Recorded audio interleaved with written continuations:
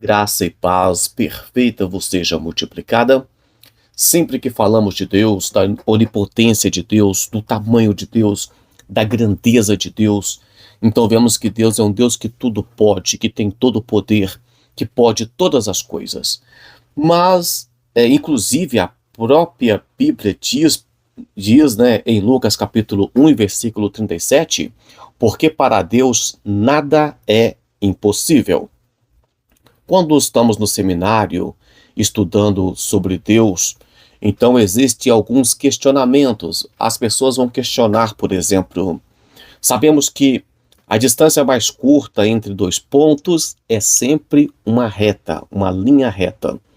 Deus poderia criar uma distância mais curta entre dois pontos que não fosse uma linha reta, já que Ele é Deus e pode todas as coisas? Vão questionar: será que Deus poderia criar uma pedra ou um peso tão grande, tão pesado, que o próprio Deus não pudesse removê-lo?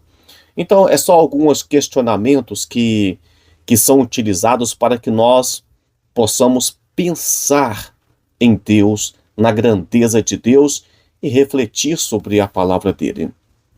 E eu sei que às vezes questionar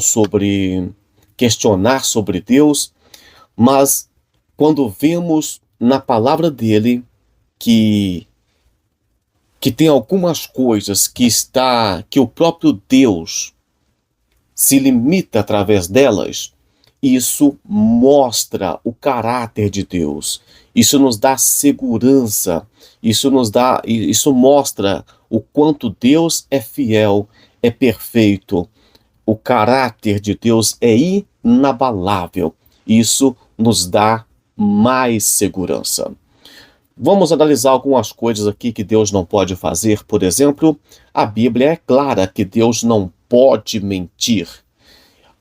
A base da nossa fé, a palavra de Deus, é a verdade absoluta. E se Deus prometeu, Ele cumpre aquilo que promete. Deus nunca promete aquilo que Ele não pode cumprir. Ele cumprirá porque a mentira não faz parte da natureza de Deus. João capítulo 10 e 35 nos lembra que a escritura não pode ser anulada. Podemos confiar plenamente em tudo que Deus diz. Isso dá uma segurança para cada um de nós. Vemos a segunda coisa que Deus não pode fazer Deus não pode desprezar as pessoas não pode salvar as pessoas que desprezam a sua graça. Então vemos, por exemplo, que Deus oferece salvação através de Jesus Cristo. A salvação é gratuita, é de graça, não é barato, mas é de graça. Mas Deus respeita as nossas escolhas. Livro de João, Evangelho de Jesus Cristo, segundo escreveu João, capítulo 3, versículo 5, mostra a necessidade de novo nascimento. Não podemos simplesmente ignorar ou desprezar essa oferta maravilhosa. A esperança de sermos salvos exige a graça de Deus, mas também exige a nossa aceitação. Nós escolhemos ser salvos ou não. É claro que para algumas pessoas, por exemplo, vamos falar de Brasil, antes de o evangelho chegar aqui no Brasil, já existia pessoas aqui.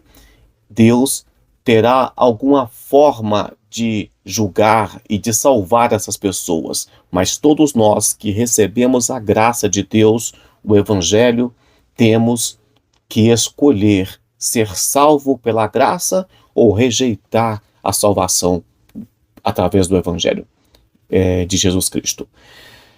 Terceiro, Deus não pode condenar os que estão em Cristo Jesus. Romanos 8 e 1 vai dizer que não há condenação para os que estão em Cristo Jesus. Fique tranquilo, fique seguro. Se você já aceitou a Jesus Cristo, já entregou a sua vida a Ele, não tem mais nenhuma condenação para você. Você está livre da ira futura. Vemos ainda que Deus não pode abandonar aquele que crer nele. Hebreus capítulo 13, versículo 5 vai mostrar isso. E temos ainda Salmo 25, Salmo 37, 25. A palavra de Deus vai dizer assim: nunca te deixarei e nem te desampararei. Isso testifica que Deus ele sempre está com os braços abertos, com as mãos estendidas para nos salvar.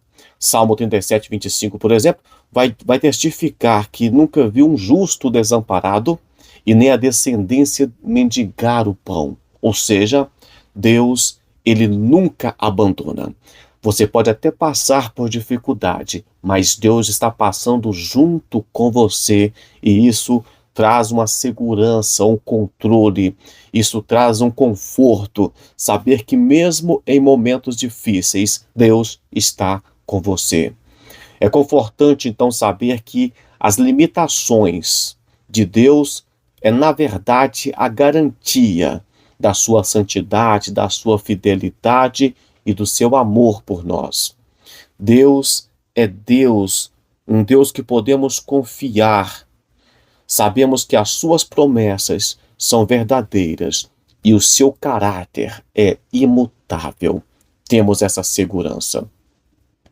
Eu agradeço você que chegou até aqui. Vamos orar? Senhor Jesus, obrigado porque o Senhor está nos mostrando, Pai, um Deus que não é um ditador, um Deus que tem limite, que tem regra, um Deus que cumpre a sua palavra e que as limitações encontradas na sua própria palavra é uma segurança para cada um de nós. Obrigado, Pai, porque o Senhor já nos chamou, já nos escolheu, já nos capacitou, já nos separou para a sua obra. Obrigado porque o Senhor é fiel para cumprir tudo o que prometeu. Obrigado porque o Senhor enviou o teu Filho Jesus Cristo para morrer na cruz por nós.